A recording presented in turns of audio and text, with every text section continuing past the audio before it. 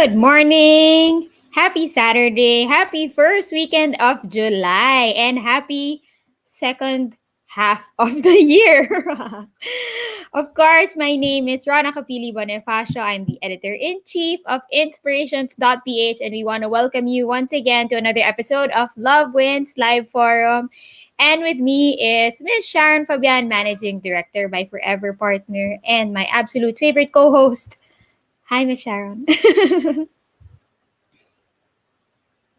Sorry, you're on mute, I think.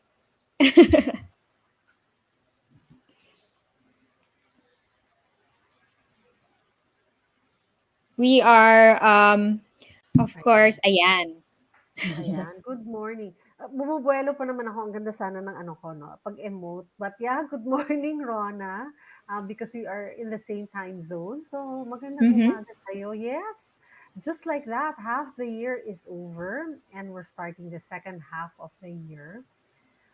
Sabi ko nga, I really don't know, if I would say ang bilis talaga ng panahon or, I'm gonna say, um parang ang tagal because we're waiting for things to change. So it's kind of in between, but yeah, half the year is over, and Yes.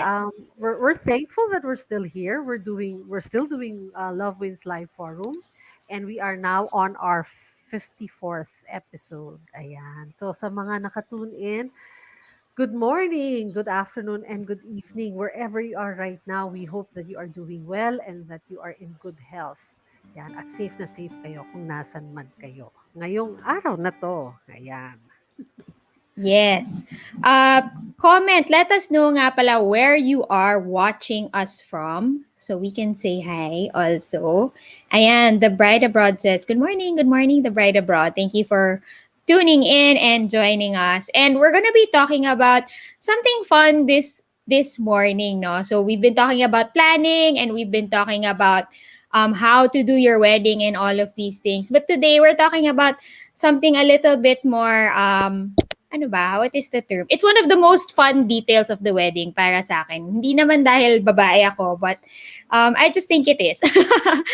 And so in the past year, since it's been a year of intimate weddings, we at Inspirations and Themes and Motives have noticed that there's so much changes when it comes to the trends of weddings. Yes, we've adjusted to intimate weddings. And yes, there are so many things that have stayed the same. But there are also things na medyo napapansin namin na syempre sumasabay din siya sa panahon. Kumbaga nga ang mga favorite nating terms ngayong new normal ang pivot at ang when we adjust, and we see that the same thing is happening when it comes to bridal wear and grooms wear, 'di ba, Miss Sharon? Oh, sorry, you're on mute again. Parang Miss Sharon's mic is having a life of its own today, but it's Yes, okay. oo. Yeah. Nag-auto-mute. Nag-auto-mute. Yeah, I was just, ano lang, ano to, behind the scene when we were about to go live, I told Miss Rona I had to change laptops today kasi sa haba-haba naman, 54 episodes, medyo bumibigay na yung laptop na ginagamit ko. So, nag-aano pa kami, nag-getting to know each other pa kami ng ginagamit ko ngayon. So, siguro yun, nag-auto-mute siya na hindi ko namamalayan. But yes, tamang-tama, Rona, no? I mean, not just because babae ka, but yeah, it's really a fun aspect yan of the wedding preparation. And how timely because in inspirations.ph, you guys published yung bridal wear, 'di ba? Just I think a week ago. So, yon.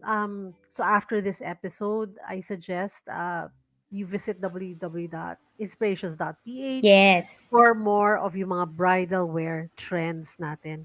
Now I don't want to call it new normal anymore, Rona, because it's It's almost two just years. normal. It's today's normal. Yeah, it's no longer It's new. 2021. Oo. So it's today's normal, 2021 normal. Of course, we don't know with the ever-changing guidelines, nababago 'yan. So we just call it, kung ano yung meron ngayon, today's normal. Tomorrow 'pag ibang guideline, today na yun, eh, 'pag nasa tomorrow na, Correct. today's normal, ayan. So we're Yes. very excited because, we have 2 very young, very promising and fashion forward na designers with us 'no, na who will be joining our discussion. So, Miss Rona, please do the honors of introducing them to our Yes. morning broadcast. Yeah, so without further ado, we'd like to welcome our designers this morning, whom you can ask, no, if you have questions about trends or what, kung ano ba yung magbabagay or what is going to suit you, you can comment and we can ask them while they are live. But we want to welcome to the Love Wins Live Corp, of course, Kat Corpus and Ericka Evangelista. Hello, Hi. ladies. Hello. Good Hi. morning. Morning. Good morning, everyone. Morning. Ayan. Ayan. Ang fresh, 'di ba? Parang just looking at their backdrop, parang gusto ko na rin magpakasal ulit. Gusto ko magpagawa ng gown. Para 'Di sa ba? next episode natin, naka-gown ako. Pwede din. That's such a nice thing to Pwede. do. Yeah. Yes, of course. Kat has been in the fashion industry for over 15 years or for almost 15 years, and she started out in TV before focusing on bridal wear. And Erica, how about Erica? You want to tell us how many years have you been in the industry? I think I've been in the industry for only 2 years, so I'm quite new and such a baby. But I'm having lots of fun. Like, I've been learning a lot. This is actually one of my biggest dreams to be a fashion designer. And it actually just happened that I went into the wedding industry because one of my brides became or one of my designs trended online. So that's why I switched to the wedding industry. Bridal. Ayan. Yeah. Oh, what a cool story. So, what was it? What was the design that switched you into bridal wear? Actually, it was still a really long story, but I didn't used to be a fashion designer. So I used to be a business development manager for 4 years. And then I studied, like, I just took a shot on becoming a fashion designer. And then my friend had a gown made in the Visoria, but it got ruined 30 days before the wedding. So we had to repair it. I know, actually, not repair it, but start from scratch in 30 days. And Wow. I actually didn't know how to start that time because I was just doing evening gowns from dresses, so it was such a huge challenge. But we created this first colored gown for her, and it trended online, most especially with her story that we just only did it for 30 days. So a lot of people got touched by how we did the gown, and my friend was also so grateful. So that's why I had to shift to the wedding industry because there were lots of brides coming in our studio na. That's such a Ang ganda great ng kwento. story. Diba? Thank Parang you. accidental, accidental wedding gown designer. Ayan. Yeah. Yes. Oo. I'm gonna go to Kat. Si Kat has been, been part of Themes and Motives for several years now, no? Yes, And yes. we're glad that, by the way, Kat and Erica are part of the ongoing the Philippine Wedding Summit online bridal fair, and I'm so glad that Scrolling below. when themes and motives pivoted into the online platform, Kat was one of the pioneering exhibitors that believed in the online platform. So she has been joining us since we've started doing the online bridal fair. And I'm glad that she's here this morning. So Kat, Yeah. kakamustahin kita. How have things been? Uh, if you can share with us how things were pre-pandemic and then when the pandemic happened, how have things been in terms of yun, yung designing business mo, the bridal gown line? Well, actually, we had to do a little bit of adjustment, with how we handled things with our clients and all. Kasi pre-pandemic, syempre it was very easy, 'di ba? We had face to face with the brides, with the entourage, with everyone. So they got to enjoy coming in. They got to enjoy fittings. But after yun nga, when we had to adjust for the new normal, um, it was in the beginning kasi it was hard for the brides eh. You can feel their emotions, mixed emotions. Some would even cry and call me. They didn't know what to do. But, you just have to assure them that everything will be okay. And that what's important naman talaga is the union, di ba? Getting married. It doesn't matter if it's a big wedding eh. Di ba? What matters is yung silang dalawa as a couple. As a designer naman, we had to adjust in terms of, kasi most of the brides, especially their parents, no, the seniors, they didn't want to go out. So we had to adjust in terms of, designing, taking their measurements, fittings. So yun, we had to meet them via Zoom, ganyan. So, but actually, you know what, Sharon and Ron, parang siyang it's like handling brides abroad eh. So we also do this pre-pandemic, di ba? If you have brides abroad, you would do the same. You will have online meetings, and then some nga won't even have fittings eh, kasi you have to ship the gowns. So we have to send instructional videos on how to take their measurements, mga ganon. Yeah. So in a So way, it's you were kind of prepared. Kaya lang ito mas perform siya. Yun sa- Sorry, Sharon, I can't hear you. In a way, you were already prepared to do something Yeah. like this. But when pandemic happened, it became the norm. Yung business of Yes, that's right. Yes. So parang ano rin, it's kind of the same, but of course, yung brides are not used to that. Diba? They're used to going to the shop and ano, but because of yung restrictions also, yun din, we have to adjust to that. Kasi yung restrictions, una, pwede ganito, daming guests. And then later on, they will shift again back to 20 guests. So, yun, medyo doon kami yung sa entourage, adjustments talaga. How about you, Erica? How's the experience for you during the this pandemic? Actually, it's quite challenging kasi, ano ba, I was a startup designer, so technically we were just starting to have like clients in. And then the pandemic has disrupted like the calendar flow of what we wanted to be in, like the wedding fairs that we wanted to join. And then it was also challenging because I was in Miss Universe last year, so it was a lot of going on, like handling brides and then submitting requirements and then being present for both. But definitely, I think out of everything from the shift from the pandemic compared to the normal one, I think it has brought us all closer. Even though like it's definitely such a hard time right now, I think people have a tendency to lean on each other more. So right now I think the brides are enjoying that we're just a little bit more closer, smaller circles, and they actually appreciate it. No, they want to celebrate, but they want to celebrate with people that they love, they know, and who care for them truly. So more of the changes are like in terms of design, they kind of want it simpler. They also kind of want it, syempre, a little bit priced lower compared to what we used to or what we're accustomed to with the prices. But syempre, we also have to give way for that because everybody is really suffering right now. So we have to meet everybody halfway. And I think that's the biggest challenge. So to be able to give a design that's really good, but also to give a design that's actually also reasonable for the clients.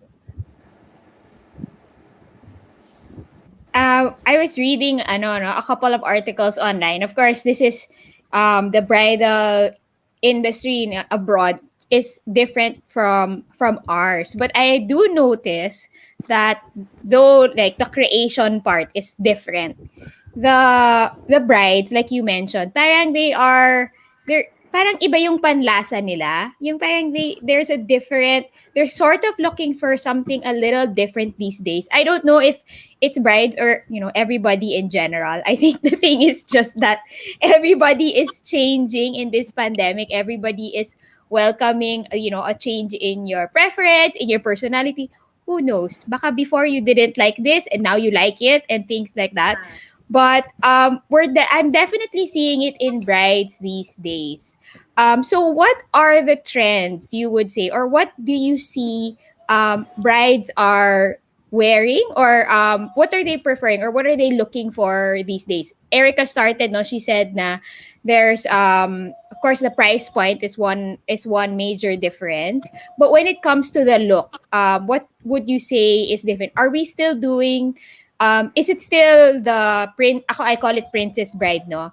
The royalty feel of like the big ball gown and the cathedral veil and the what do you call that?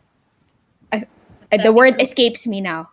The petticoat. Oh my, the The petticoat. petticoat. The Yeah. petticoat. Which, by the way, I have to say, I'm not sure if I would be brave enough to wear in a completely outdoor wedding for like hours on end, like an entire petticoat, no? So parang there are things that are really changing. How about Mhm. you, Kat? What would you say is what brides are looking for these days? Well, this is actually brides nowadays are more experimental talaga. You're right, Rona. And they're more playful when it comes to colors. They even want to add in some colorful hues. And since we're having a lot of outdoor events, beach weddings, you can also see that, yung mga floral, different colors of floral appliques, they like that too. Like that one on Mhm. the photo. And some brides, they opt for the T-length dresses. Pero kahit T-length, there's still drama. Merong dramatic elements dun sa dress. Backless is in, ruffles and frills. But some of the brides, they still go with the whole princess look with all the laces and all the beadwork. So actually, it depends on the bride. I like that And you're saying that there's color. yeah, the color, as you can see in one of the photos shown, um, you can see the flower applique. Yun, we Yeah, on added, the lower part of the gown. Yeah. yeah, on the lower part of the gown. And when it comes to lace naman, parang it's a new take on lace detailing nowadays. Like for me kasi, I love to combine different laces, like combining 3 to 4 laces and making my own pattern out of it. Yun. So parang mas fresh take, and also may mga brides also who would want sleek gowns with architectural elements on it. So really depends on the bride. But for outdoor, would you say that may mga adjustments then with like the design? Because I mean, reality lang. A lot, I mean, outdoor here is hot. Yes. So, Yes. so because outdoor intimate weddings is most often the choice, 'di ba? If not the smartest choice. I mean, most weddings now I think have a portion talaga that's really outdoor, no? What would you do you have tips for brides na, this is for both you, Kat and Erica, no? Of course we'll go to Erica to talk about the trends, but you can also tell us, like, do you have tips so that, because it's a real concern, yung hindi ka lusaw. Yes. You have to be 'Di ba? comfortable. I don't know if brides Yes. come to you saying, I sweat Oo. so much. 'Di ba? Yan. Yeah, you have to be comfortable kasi, and you have to feel good. So, hindi pwedeng laging tiis ganda, diba? So, if you're not comfortable, if the gown is too heavy for an outdoor event, then I don't think, it's going to be okay na buong araw mong suot yon. So, most of the time, pag outdoor and beach weddings, mas ano tayo, flowy gowns, less frills, petticoat, yan. Pero yung frills, it's okay as long as it's curve skimming yung silhouette niya. Yung mga ganon. But yung ball gown with the petticoat is not really ideal for a beach wedding because it's too hot. Right. Yeah. Pag Oo. cooler climates, okay siya, no? Yun. Kahit Yun, oo. outdoor. Mm. Yes, yes. But do you also recommend, let's say talagang gusto nila yung ceremony ko, I really want to look like a princess.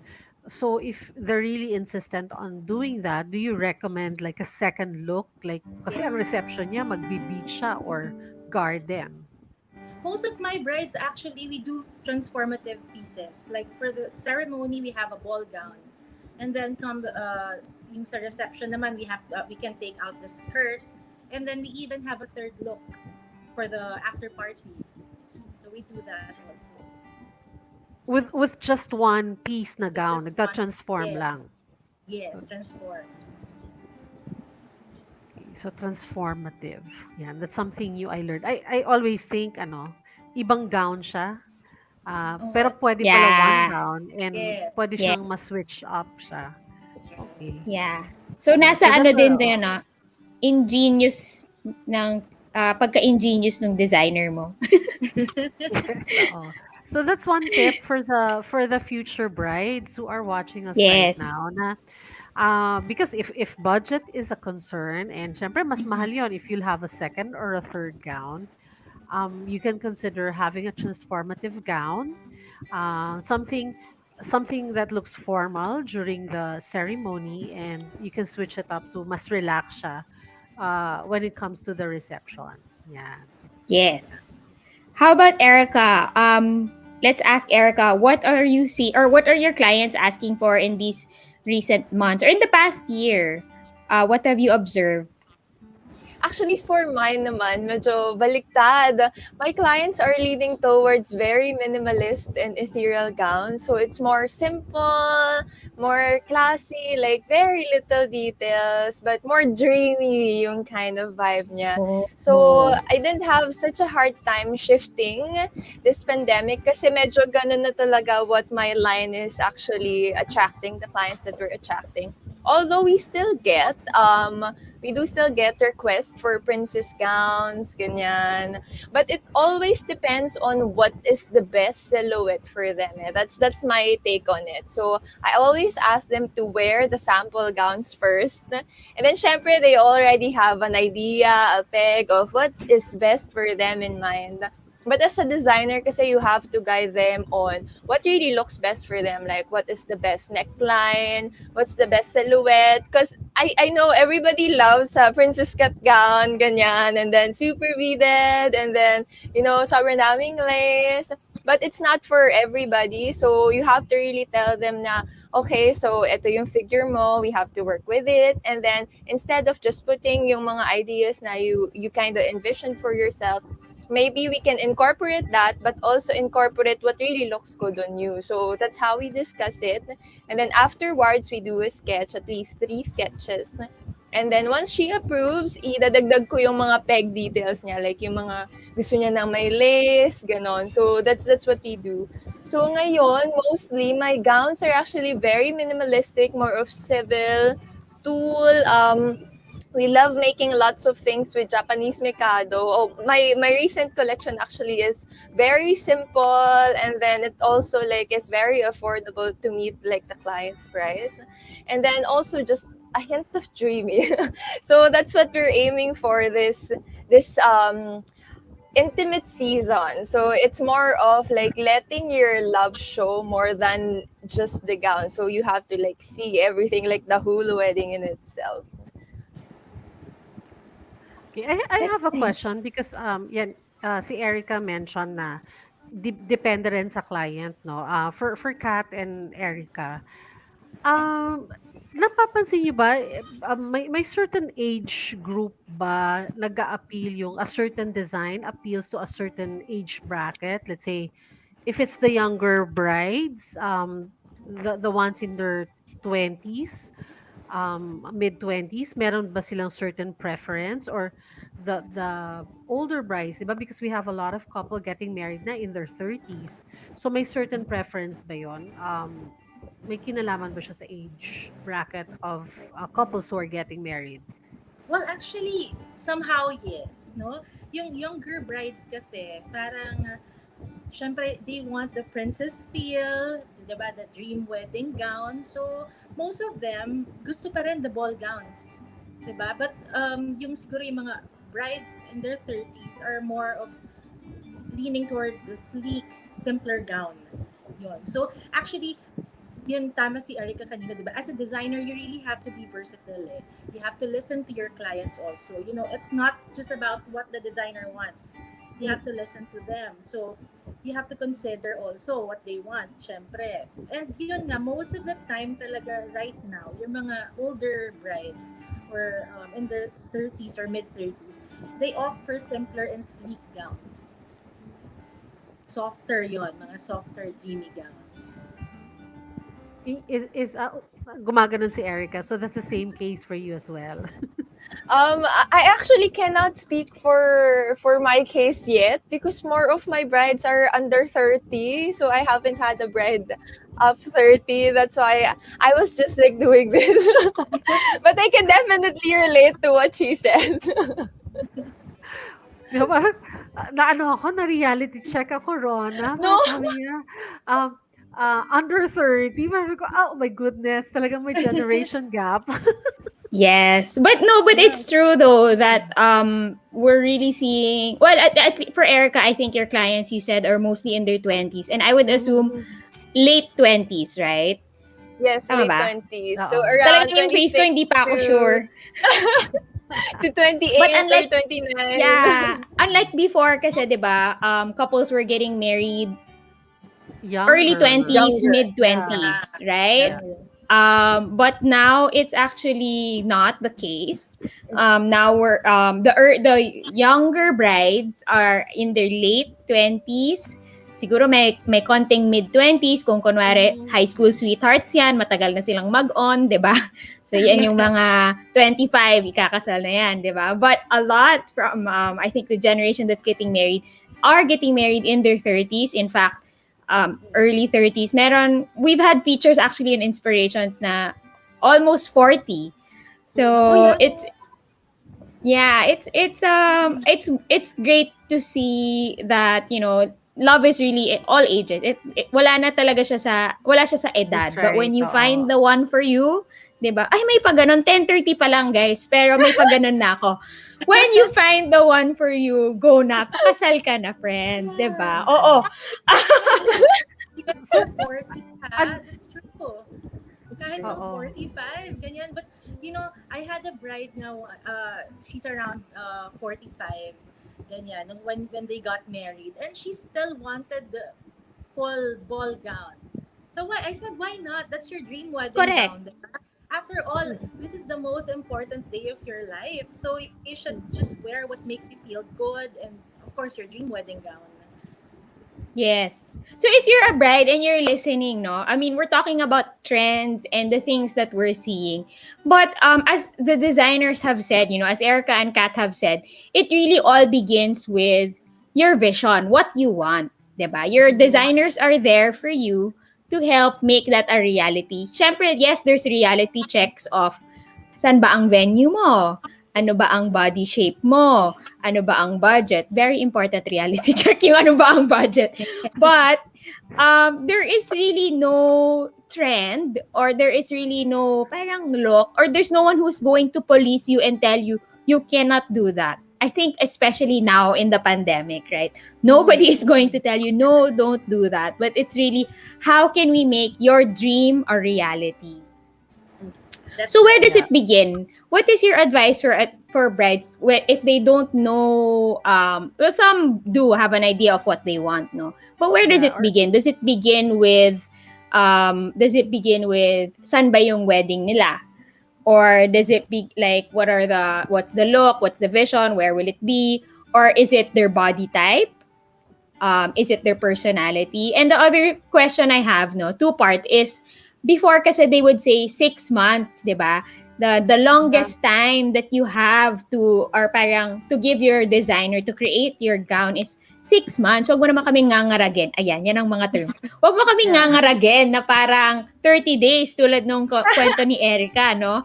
Which, at least yung 30 days launched her career. But before it was 6 months. And now, I think what we're seeing is that wedding, engagement periods are shorter. So, 6 months is actually now the parang average, I think, tama ba, Miss Sharon, period of engagement, 'di ba? Hindi na tayo 6 nag-1 months. year eh. 6 months. Meron nga akong kilala, 1 month pa lang, o, 'di ba? Ayun, oh.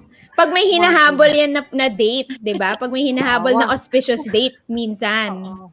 'Di ba? And meron tayong couples na nafi-feature, no? They got, parang within a year na they got Yes. nag-propose. Na-cover natin yung proposal, di ba? Nag-prenup, tapos ito na, next, nag-submit na sa atin, Correct. wedding na nila in a span of Yes. 10 months, parang ganyan. So, yan ang, I Yes. think ang question mo, Rona, is how early should they start? Or at Yes. what point do they look for the for their designer? Ayan. So pero may question number 1 tapos yun yung Yes. question number 2. Siguro si Kat can go Oo. ahead na with that question. Oh, well, actually, yun nga, before it used to be 6 months, no? We even had 8 months, a year, or even more than a year. Pero lately kasi, like I had inquiries. They would tell me, oh, Kat, we're not yet sure. Pero biglang, okay, in 2 months, they're getting married. So we had to do the gowns and the entourage gowns in 2 months. No, but I would suggest, kasi, di ba, because of the it doesn't really matter if you want to get married right away, then why not? Just go ahead and do it, diba? But if you want time talaga to really fix everything, the reception, everything, 6 months is okay. 6 months is good. 5 months is good. But pag 4 months, medyo baka mahirapan sila with other things, with fixing the caterer and other stuff, no? Siguro 6 months pa rin is good. It's the best lead time for a bride. How about si For you, Ericka? Although Ericka. parang same. Kasi Agree na tumatango si agree Ericka. ako. Correct. I saw it. Agree na agree ako with Miss Kat because as much as possible we designers want to create like the perfect like down to the very detailed gown.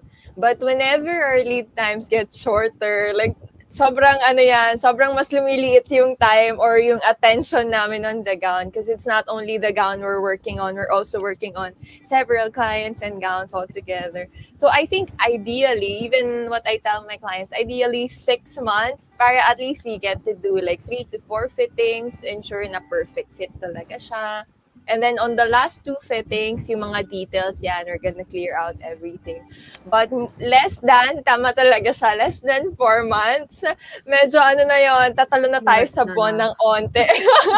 parang, parang if ganun na yung timeline, medyo like nag-ano na ako noon, sinasabi ko na yung expectations na hindi na natin kaya yung fully beaded or Yes. kaya yung grabe talaga yung details. So, as much as possible, if you really want your gown to be super bongga, extra, ganyan, parang hand-stitch pa if you want that, 6 months talaga. Pero if it's a simple, like yung one-tone fabric lang na gown, I think you can do it 4 months. Yan, kayang-kaya pa yon. Pero yung mga bongga talaga with laces and flicks, etc., ayun, oh my God, have mercy on your designer's joke. But we Pero also, funny naman yung kwentuhan. pero diba, Ericka, we have mga ready-to-wear kasi na gowns, diba? So for That's brides na, true. yun nga, just like you, I had a client before, her wedding is in a week. So she was crying already. She had her gown made. And then, hindi daw okay yung kinalabasan. So she went to the shop. So, of course, a week.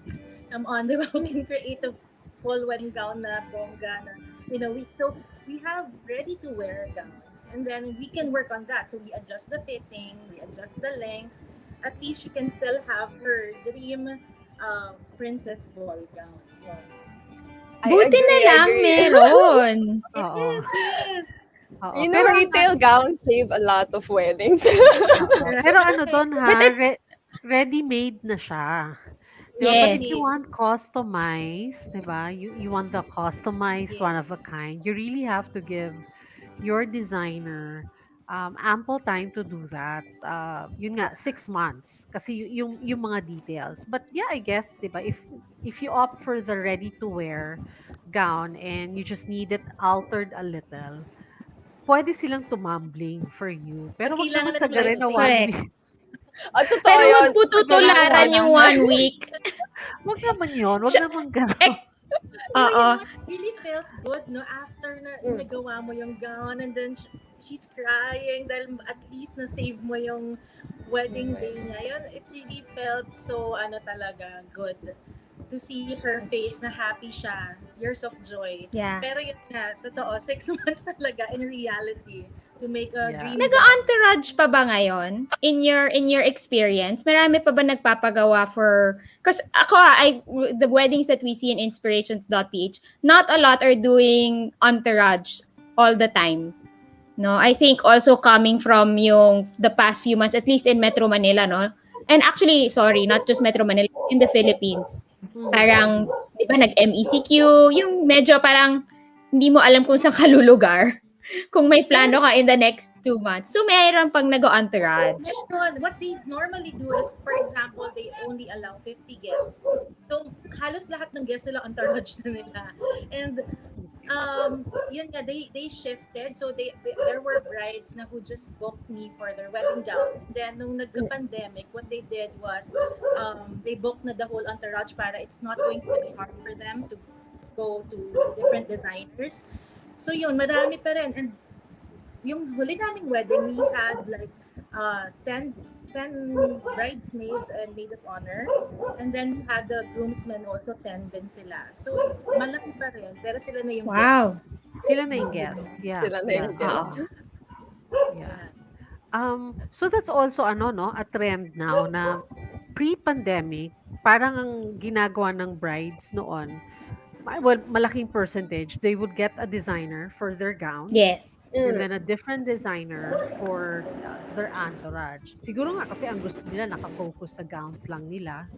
Tapos hindi nagugulo ng details of the entourage. But now, coming from what you just told us, Kat, so it's also a trend now that because of the pandemic and the limitations that we have to deal with, ang nagiging trend is for them to go to just one designer. Yes, Para- yes.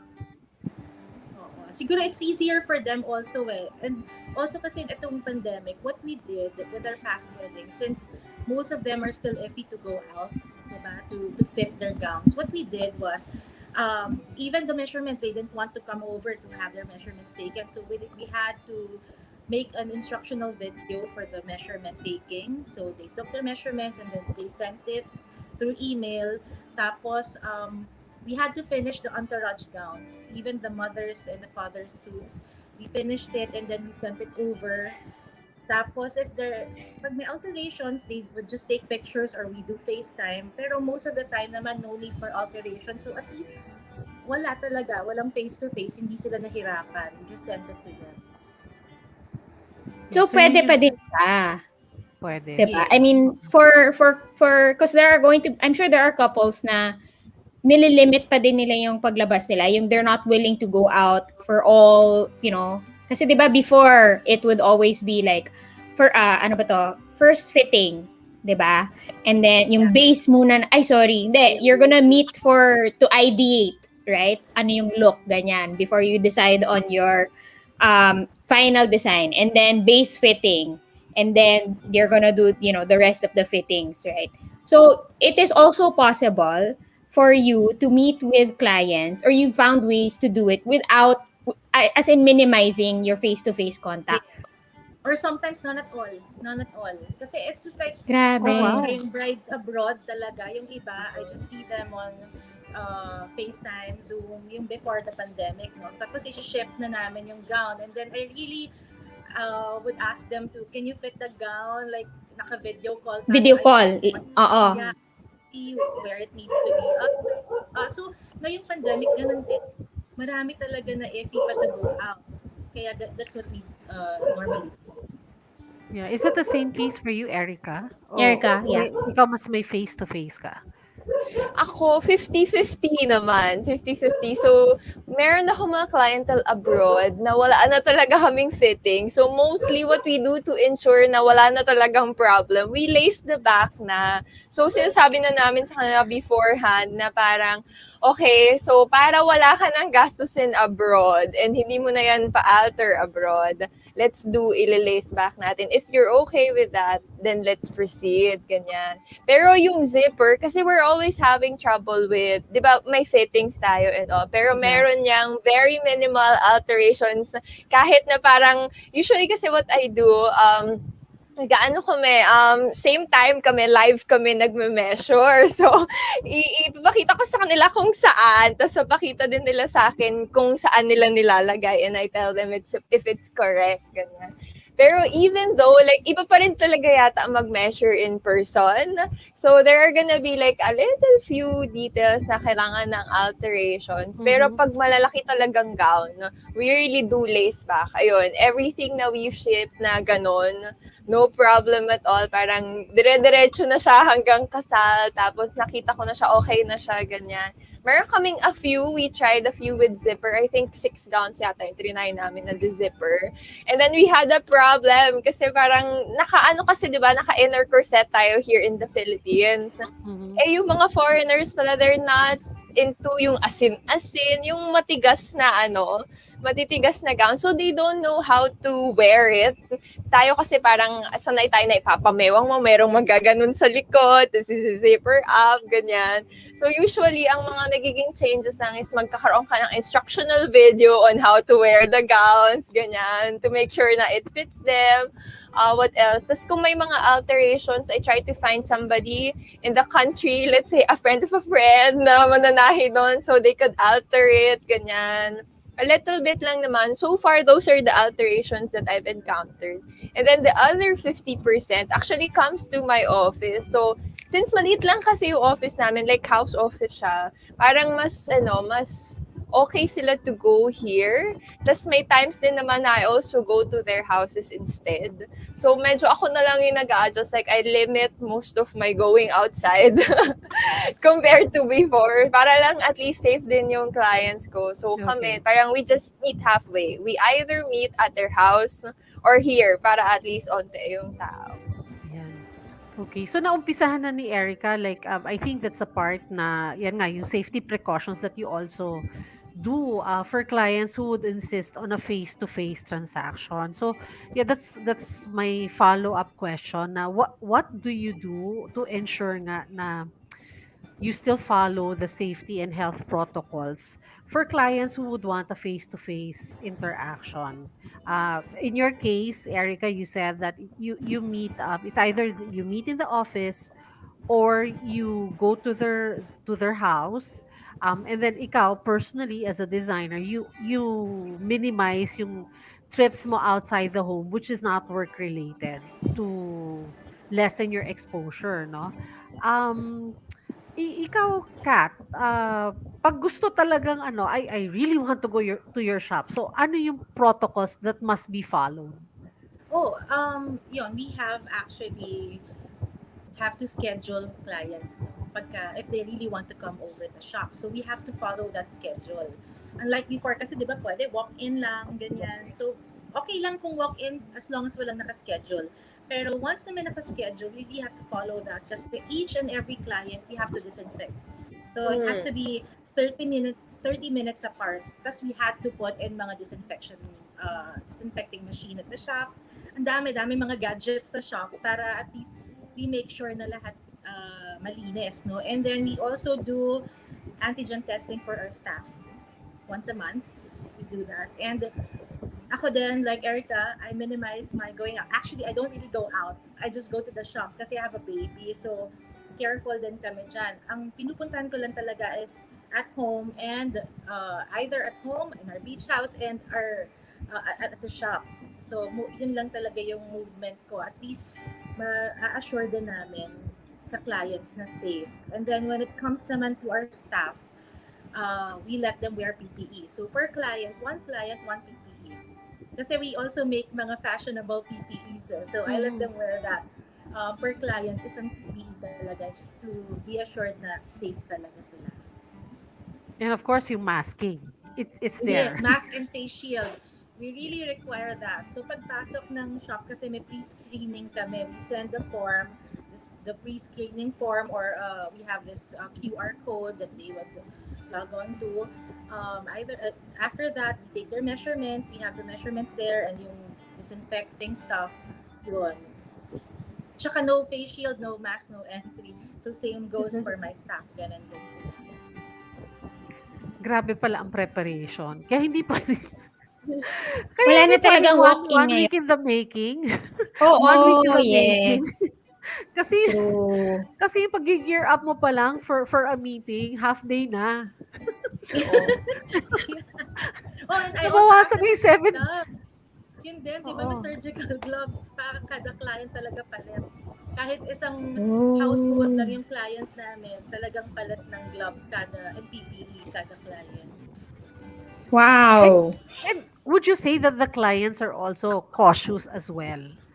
Wala Yes, and namang they're happy pasaway. about it. Oh, actually, may mga ilan, they would come over and they would take off their face shield pag fitting. So you just have to remind them, ma'am, sabi ng staff ko, please wear your face shield, your face mask. Pero, yun nga rin, nakikita ko yung mga brides, lahat they would text me and they would even ask me, where did you buy this gadget? Where did you buy this machine? Kasi they feel safe daw. So, after that naman, lately, mas gusto na nilang pumupunta sa shop since they saw naman na very careful naman din yung mga staff sa shop. Mm. Yeah, I would say cautious. I mean, based on the data, Miss Rona, I'd like to share lang the data natin sa yung mga nagre-register nating couples because we asked them eh. Of course, ako as an exhibit producer, there's nothing like a face-to-face encounter. Although we've already Yes. pivoted to the online, but based on the registration data, um only 2% of those that registered are willing to go on ground and attend a face-to-face bridal fair.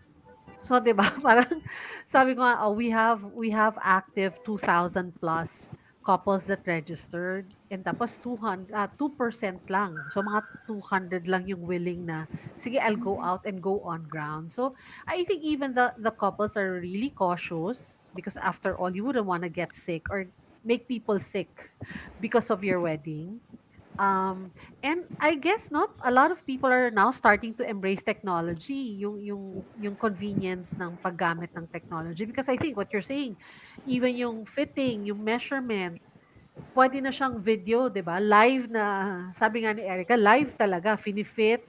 Siya rin mini-measure niya yung sarili. Ganito niyo siya i-measure, ganyan. So, yeah, I guess nakakatuwang I mean, just validating that even from your end, very cautious din yung clients. And of course, as suppliers, we also set the example na tayo mismo, we want to make sure that we are implementing the right health and safety protocols to make sure that nobody gets sick while preparing for the wedding, di ba? And also at the same time, protecting ourselves and our family members, di ba? Kasi at the end of the day, we go Right. home to our families. Yeah. Yes. Oo. So, do you still dress the brides on the wedding day On or the ano day na yun, itself. depends on the couple? Yeah, it depends on the couple actually. But we still do dress the brides. Most of If the they brides want. pa naman allow if they want. Pero there are some kasi na, that's why you have to make it easy for them. Eh. Kailangan perfect fit talaga paglabas ng shop. Perfect fit, Wala. and then there would be somebody with her na yung tuturuan mo how to close the zipper. Hindi na pwede ngayon yung marami kang kailangan perfect na talaga siya. Wala nang i-adjust pagdating ng wedding. Yung tinatawag natin dyan, finish or not finish, pass your papers, di ba? Yes. ikaw, Erica, do you still dress your brides? Natawa ko ng onte with what Miss Oo. Rona said because It's oh my real. God, it's real. So far naman po, actually, I think for January, we've been accommodating yung brides down to yung wedding nila. But mas gusto ko yung wala nang finish or not finish. Agree ako with Miss Kat na paglabas ng shop, wala na yung alterations. Pag pupunta Right. kami doon, paplansyahin na lang siguro namin yung medyo may gusot-gusot. Or kunyari may dadalhin kaming maliit na sewing kit pero wala na talaga yung dapat na na yung Oo. big alterations. Yung mga makikita mo lang na, oy, meron akong nakitang ganon. Tapos ayusin mo lang siya. Pero wala na, parang dapat talaga when the dress walks out of the shop, it's perfect, ganon. Okay na siya, wala nang problema Yeah. with the zipper kasi grabe, baka magkaroon tayo ng nightmare in kung saan man sila ikakasal. So Right. at least we Oo. always want to avoid parang making the client stressed kasi they're already stressed on their wedding days. Um, Tapos, what is the main question again? Napapakwento na naman ako. No, Tama we were naman, just nasagot asking mo naman. nasagot Nasagot mo ko naman naman. kung pumupunta sa wedding, Ayun, we kung still pumunta ka to do. We dress the still bride, do. oo. Pero we still miss kasi parang ngayon, hindi na lahat napupuntahan mo. Ako, I really enjoy parang being present in the weddings. Unless na lang sunod-sunod sila, yun yung tiring. Pero nag-enjoy talaga ako kasi you really get to know the people, you really get to know their love, and then you're part of it all, like the whole celebration. It's such a like warm, wonderful thing na parang it warms your heart talaga. Tapos it reminds you na parang love is everywhere and parang iba-iba yung stories of how they got together, ganyan. It's so inspiring. Nakakatuwa talaga. Yun yung feel ko na-miss din yan ni Miss Kat. Nakaka-miss Yes. talaga. Actually, kasi 'di ba to be Yeah, part of a oo. wedding, to be part of someone's love story, that's the most parang yun yung lahat ng pagod mo, lahat ng effort that you gave in making the gowns and the suits, yun yung pinaka-prize mo 'di ba? To be part of their love story, yun yung um, hindi mapapalitan ng kahit ano talaga. Yeah. I Na agree. hindi mapapalitan ng technology. Yeah, yes. Yeah, oo. Yun. And getting to So, know their families as well kasi 'di ba syempre when you have yung couples 'di ba syempre you also make the mother's gowns and also the Yes. entourage so you meet them all. It's true. oo. Sobrang masaya siyang experience. Oo, And pero they, for now, in my oo. experience, parang they become part of your family. I mean, years down the road, di ba? Yes, Yung, yes. parang, whether or not you have a gown made again, um, to have, parang, when you see each other again, right? It's like, Yeah. there's, you share, there's this common experience. There's this shared, experience that you have. And the designers actually are one of the parang the ones that I still remember and I would treasure talaga up to this day. So I'm sure that's Yeah, something that that's you true. you Oo. enjoy, and that's something that we at Inspirations and Themes and Motives will always love. We love being part of your journey of Yeah. getting married of this big day, 'di ba, Miss Sharon? Yes, that's true. Oo. Kasi usually nga nangyayari, 'di ba? Parang if pleasant ang naging experience mo with your designer, syempre hindi ka naman pagagawa ulit ng wedding gown, no? Hopefully once Baptismal in a na. lifetime. Oo. Hopefully once in a Baptismal. lifetime ka lang Baptismal, yeah. ikakasal. So, pero yung designer mo, nagiging go-to person mo na every time you need Yes. Yes. to have something special made, 'di ba? So, hanggang siguro 'pag nag-mature ka na at magnininang roles ka, so nag-progress na from the bridal gown to the baptismal gown hanggang 'pag ninong or ninang kasi kung do'n rin kayo nagpagawa ng Yeah. groom's wear, yun na yung go-to person yun na kaya importante yung nabi-build na relationship with Yes. the designer. Tsaka Ako nakakatuwa. may question ako. Yes, go ahead, Miss Sorry, Kat. sorry.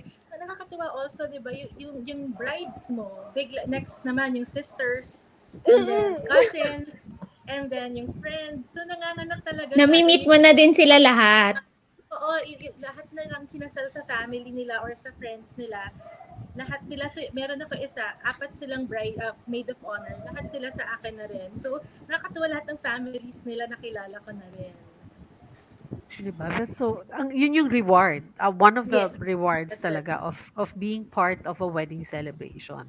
Ito yung tanong ko, ano ano pa ang dapat gawin? Lalo na ngayon naisip ko, 'di ba, yung Taal, it's acting up again. So we foresee na may mga madi-displace na naman na celebration, 'di ba, Miss Rona?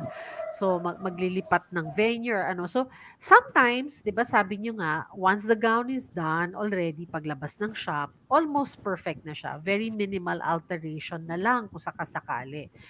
Pero minsan, things happen, like the pandemic happens or biglang magla-lockdown ulit. Ayan, meron na naman tayong challenge sa Taal. So perfect nung umalis sa shop. Pero dahil may time na nag-lapse at medyo na-stress ang bride at ang groom, nag-stress eating. 'Di ba? So how do we deal with that? And it's not uncommon now, 'di ba? Kasi iba yung pinagdadaanan natin ngayon, 'di ba? Akala mo Oh, ikakasal the ka na, wedding ganyan. sometimes get pushed back. Yeah. Yes, na way beyond their control. Parang what happened last March, na sunod-sunod na yun eh, because events are have started to come back. Tapos biglang lockdown. So it took a while na naman for people to rebook again and look for a venue yan. So gawa na yung trabaho ninyo. But 3 or 4 months later pa, so nagkaroon ng changes in the body. Paano yun? You would have to ask them to fit again actually. So let's say na move yung meron akong wedding kasi na move siya to July, from May to July and then now to October. Eh, fit okay, perfect fit na rin yung gown. So I told her naman na a month before your wedding, let's do another fitting. So I asked her, what do you want? Do you want to bring home your gown or do you want to leave it to shop? She opted to leave the shop, leave the gown at the shop na lang. But for some, they took the gown already with them. So, yun, I told them a month before the wedding, let's do another fitting. So, you have to bring the gown again and then you have to try it on. Kasi madami dyan mag-lose ng weight or baka mag-gain ng weight. Yes, 'di ba? Depende kasi yung how they sometimes nasi-stress, so may effect on the body yun eh. For you, Miss Yes. Ericka, may ganyan ka bang may ganyan kang situation na ang laki ng na move, na postpone? Actually, merong mga namu-move talaga, grabe. I think meron na akong client na nag 1.5 years na kami together. Like 1 year nang gawa yung gown niya. Tapos, naghintay ulit ako ng 1.5 years bago siya ikasal. Parang ikakasal pa lang nga siya actually. So, meron akong natapos recently, I think sometime May yata ulit sila kinasal kasi May lang nag-lift yung restrictions. Pero luckily, like with her, umokay naman yung fit uli. Pero parang meron akong mga nag-aalangan na kasi parang yun nga, lumagpas na siya ng 1.5 years na limit. So we're still gonna fit. I think we're gonna fit sometime this month. Yung mga naglagpas na. Para we would just check if fit pa sa kanila or not. Pero we would gladly, like Miss Kat said, we would gladly repair it. Kasi ayaw na talaga namin dumagdag pa sa stress ng mga clients. Like, ang dami nang nagaganap, promise, sa mundo. Parang we don't want to be a burden. We know it's kind of hard on our part kasi syempre, di ba, tapos na siya, ganyan, and we've already put labor. Pero I think we have to put the clients first in this case. Kasi ang hirap talaga, like, we cannot control like everything that happens outside. So, ang pwede na lang namin gawin, we would adjust kung ano yung what we can. So, most likely, parang meron naman yan, like, alam naman namin ni Miss Katya na parang may tago yan sa gilid. Na parang just in case, may kakalasin kami sa gilid. Ayun. Pero I always tell my clients na parang, I always like push or motivate them na parang okay lang, pumayat. Ganyan.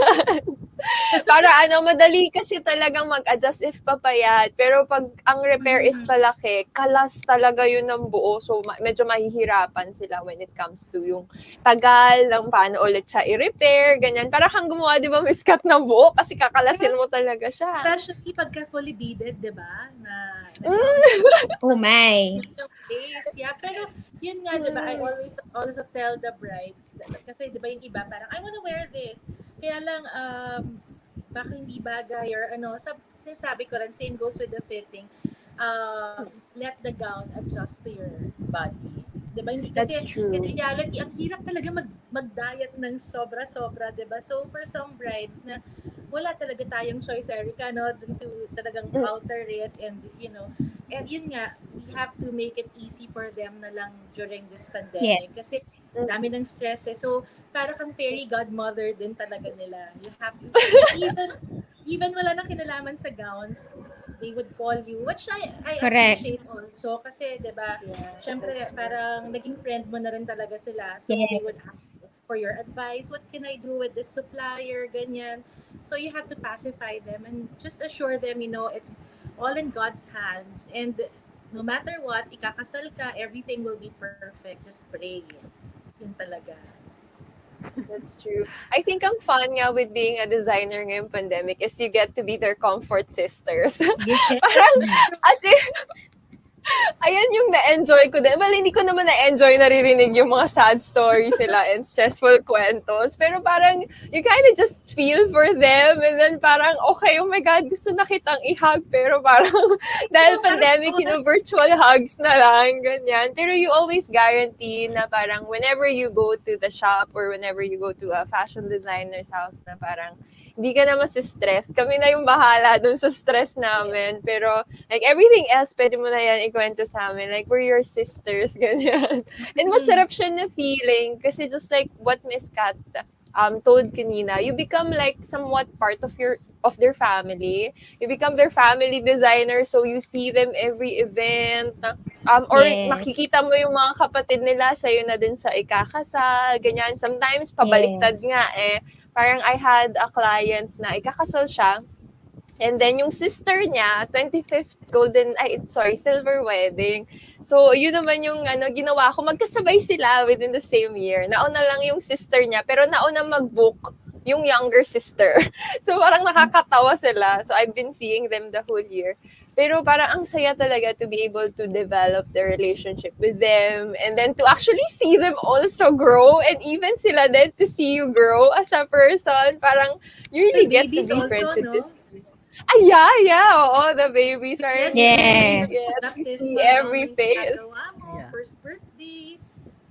Yeah, oh my God. So nice talaga. Like being part of like the wedding itself is such a nice experience. So, This session has really been fun and enlightening because just when you think na ang designer is just someone who will execute the gown for you, 'di ba? Yung dream gown mo. It goes beyond that. And sabi nga nila, 'di ba?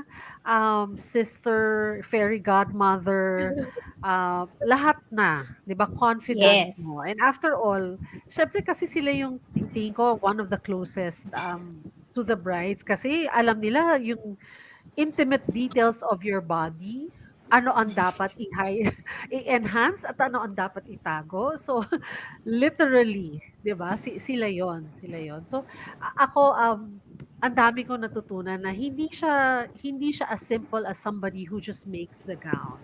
Especially Yes. now in the time of the pandemic because yun nga, may napo-postpone na kasal, may napo-push back, they have to alter, yun nga, and sometimes talagang parang nagbubuo ng panibagong gown and they go over and beyond what they have initially signed up for. So, thank you for sharing those beautiful mga anecdotes, yung mga insiders info. And I'm sure this is all you also para sa ating mga soon to wed na mga brides to be,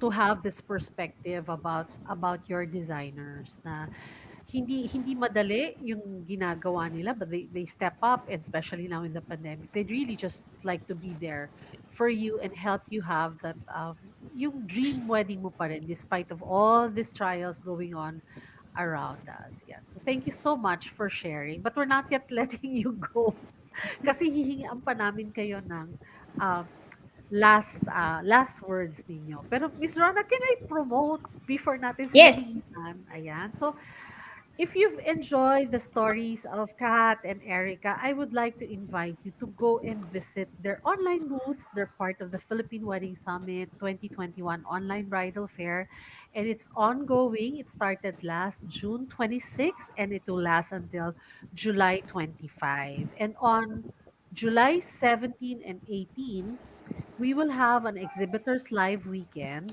So virtual pa rin yun because one, pandemic pa rin, and two, we'd like to lessen all forms of physical and face-to-face interaction. But you will get to meet and greet the suppliers online. So for you to put a face to the names of the suppliers that you're seeing online o yung mga online booths nila, some of them will be going live on July 17 and 18, and we will have raffle draws on that day. Some of them have sponsored prizes, but you have to register online. So go to www.themesandmotifs.com. Yung the one below, look down below us, and for just register to make sure that you will be part of the raffle that will happen on July 17 and 18. And of course, sa closing namin on July 25, there's going to be a grand raffle draw. And prices will be coming from our partners and sponsors, Sheraton Hotel, Marriott Hotel, and Lex Audio and Kyle Audio and Rich Gold Weddings. And we'd like to thank all of the exhibitors that have signed up for this. So please do visit their online booths hanggang July 25, and where you will find great deals and mga special packages and yung mga discounts that you will not normally have kung wala pong bridal fair. Yan. And Kat and Erica are part of this fair, and check out their online booths kasi nandun pa yung mga samples of their work. Ayan. So, yun po ang aking naman parting words for this morning. Miss Yeah, Rana? so before we go, since it's been an hour, grabe, no? So much fun. Let us know how can they reach you? Where can they find you if they want to have their gown made? Or if they, they just want to get in touch. Sige, let's start with Kat. Okay, first I want to thank you, Rona and Sharon. Thank you for inviting us today. We really had fun. We'd like to invite you if you want to contact us. You can message us at 0917-138-1122 or follow us at Instagram at Corpus. There. So, yun, ang parting words ko naman, no, for the brides, don't stress. Huwag kayo stress. This is the most important day of your life. I was once a bride too, and I really enjoyed the whole wedding journey with my husband. So you have to enjoy it and just lift it all up to God. Kasi this is nothing that we can control. Eh. So yun, it doesn't matter if you have 500 or 50 guests, as long as you are wearing your dream wedding gown and as long as you're getting married, that's what's important. There. Thanks, Kat. How about Erica? Thanks again, guys, also for inviting me. It was also so nice meeting you, Miss Kat. Thank you, Miss Nice Rona to and meet Miss Shara.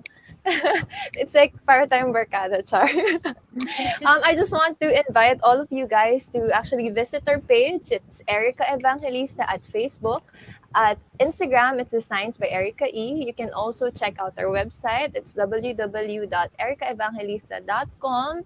And you can message us at 0998-544-3221. Very cute yung cellphone number namin. Paatras lang siya. So, madaling tandaan. But whenever you want, like very minimalist and ethereal gowns, when you want dreamy gowns, you can contact us and reach us for sure. We'll be here to definitely assist you all the way. And some parting words for the brides. I agree with Miss Kat, you don't need to stress.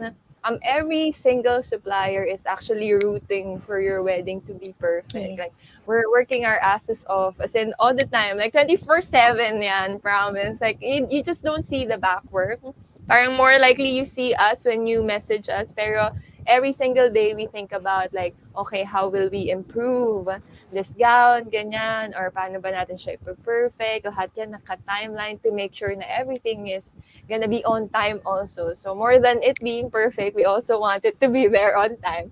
So we're definitely gonna be rooting for all of your weddings, and despite all of the changes that has been happening in our lives, one thing remains constant, and that is love. Yeah, and with the grace of God, everything is gonna be fine. Thank you. Thank Ganda you ng for sinabi those nila. yung mga advice ninyo.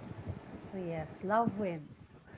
Yeah, so Love thank you again, Thank Erica and you. Kat, for joining us this morning. We had such a great time talking to you. Of course, please don't forget to visit the bridal marketplace so you can see Erica and Kat's booths, and you will be able to still see all the enjoying the discounts and get the discounts from the Philippine Wedding Summit. So thank you for joining us this morning, and we'll see you next Saturday for another episode of Love Wins Live Forum. Stay safe, everybody.